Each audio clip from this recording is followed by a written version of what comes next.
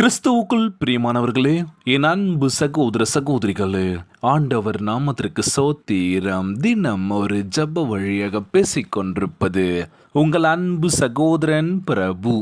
எப்படிங்க இருக்கீங்க? இன்றைய நாள் எப்படிங்க போச்சு? உங்களுக்கு மகிழ்ச்சியாக இருந்தீங்களா?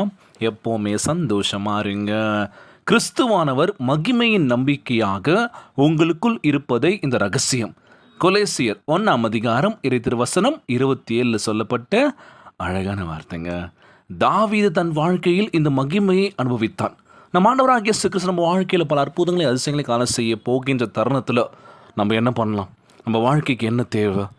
ஆண்டவரத்தில் நம்ம கீழ்ப்படுதலோடு இருந்தால் என்னென்ன விஷயங்களுக்கு நடக்கும் அப்படின்னு சொல்லி பார்க்கும்போதுன்னா, நம்ம வாழ்க்கையில் நீங்கள் என்ன ஜெபிச்சிங்களோ ஆண்டவரத்தில் முழு மனசோட செய்யக்கூடிய ஒவ்வொரு காரியத்திலும் ஒரு உண்மை இருந்துச்சு.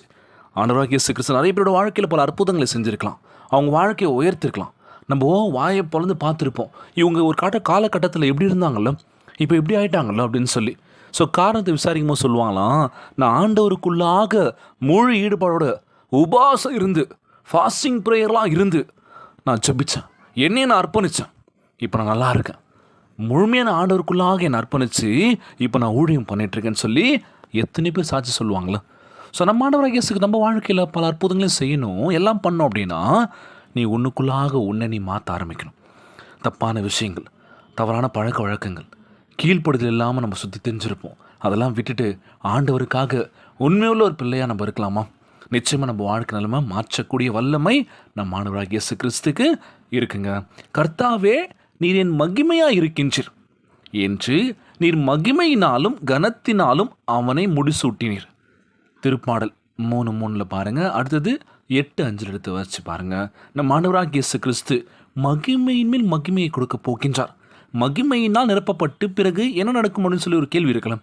நிச்சயமாக நம்ம வாழ்க்கையில் எழும்பி பிரகாசிக்கக்கூடிய ஒரு ஒளி நம்ம மேலே படப்போகுதுங்க. இன்றைக்கி நம்மளால் முடியலன்னு சொல்லி என்ன பண்ணிகிட்ருக்கோம்? டயர்டாக சோர்ந்து போய் உட்காந்துட்ருக்கோம். காரணம் என்னென்னா, உடல் ஒத்துழைக்கல பிரதர். நானும் முயற்சி பண்ணுறேன், முட்டி மோதி மேலே வந்துடலான்னு பார்க்குறேன், ஆனாலும் முடியல.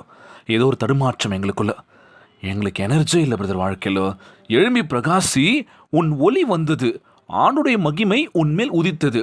இதோ இருள் பூமியையும் காரிருள் ஜனங்களையும் மூடும், ஆனாலும் உன்மேல் கர்த்தர் உதிப்பார், அவருடைய மகிமை உன்மேல் காணப்படும். ஏசாயா 60 இறைத்திருவசனம் 1-2 சொல்லப்பட்ட அழகான வார்த்தைங்க.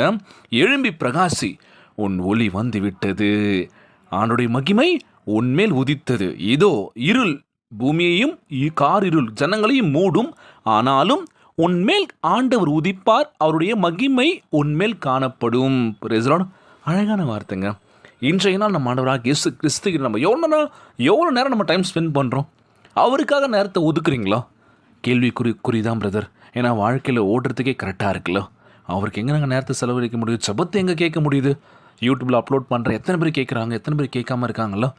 ஸோ கேட்கணும், நிறைய பேர் கேட்குறீங்க, பிரச்சனை இல்லை. இருந்தாலும் நீங்களும் ஜெபிக்க ஆரம்பிக்கணும்ல. நீங்கள் பாக்கியவான்கள், ஏன்னா நம்மளாம் ஏசப்பாவுடைய பிள்ளைகள்ல. ஏனென்றால் தேவனுடைய ஆவியாகிய மகிமை உள்ள ஆவியானவர் உங்கள் மேல் தங்கியிருக்கின்றார். 1 பேதுரு 4 இறைத்திருவசனம் 14 சொல்லப்பட்ட அற்புதமான வார்த்தைங்க இது. நீங்கள் பாக்கியவான்கள், ஏனென்றால் தேவனுடைய ஆவியானவர் மகிமை உள்ள ஆவியானவர் உங்கள் மேல் தங்கியிருக்கின்றார். வேறு என்னங்க வேணும்? நீங்கள் எதற்காகவும் பயப்பட வேண்டிய அவசியம் கிடையாது. நம் ஆண்டவராகிய இயேசு கிறிஸ்து அவருடைய வல்லமையினால் நம்ம நிரப்ப போகின்றார். முழு உள்ளத்தோடு முழு ஆன்மாவோடு ஜெபிக்கின்ற வேலையில் நிச்சயமாய் நம்ம வாழ்க்கை நிலைமையை மாற்றக்கூடிய வல்லமை நம்ம ஆண்டவராகிய இயேசு கிறிஸ்துக்கு இருக்குங்க. அதனால் சோர்ந்து போகாதீங்க. எதுவுமே நடக்கலைன்னு சொல்லி இது பண்ணாதீங்க, பார்த்துக்கலாம். எல்லாமே சீக்கிரமாக நடந்தணும்னு நம்ம நினச்சிட்ருக்கோம். அம்மாவும் இல்லையா, எனக்கு வெயிட் பண்ணுறதுக்கெல்லாம் பொறுமை இல்லை பிரதர். எனக்கு எல்லாமே அப்பப்போ சீக்கிரமாக எல்லாமே உடனே கிடச்சிடணும்னு நினைக்கிறோம்ல. உடனே கிடைக்கிறதுக்கு என்னங்க இது? கிடச்சிருமா? தாமதமாகும். அது 1 மாதம் ஆகலாம், இல்லை 1 நாள் ஆகலாம், இல்லை 1 வருஷம் ஆகலாம், இல்லை பல வருஷங்கள் கூட ஆகலாம். ஸோ காத்திருந்து அவருடைய ஆசீர்வாதத்தை பிரிக்கின்ற பொழுது வாழ்க்கையில் மகிமை நம்ம அடைய போகின்றோம். மகனே கலங்காத, உற்சாகமாக தினந்தோறும் ஜெபியுங்கள். கீழ்ப்படியும் பிள்ளைகளாக இருந்தோம் அப்படின்னா நிச்சயமாய் ஆண்டுடைய ஒளி உங்கள் மேல் பட போகின்றது. எலும்பி பிரகாசி மகளே, நிச்சயமாய் ஒளியின் பாதை நோக்கி ஓடுகின்ற பொழுது நமக்கு நம் ஆண்டவராகிய இயேசு கிறிஸ்து உறுதுணையாக இருக்க போகின்றார். இன்றைய நாள் ஜெபம். உலகில் வாழ்கின்ற எல்லாருக்காக நம்ம ஜெபிக்க போகிறோம். ஜெபத்திற்குள்ளாக பயணிப்போமா?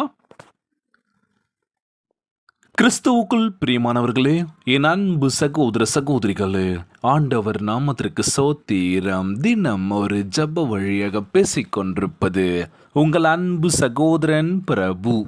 எப்படிங்க இருக்கீங்க? இன்றைய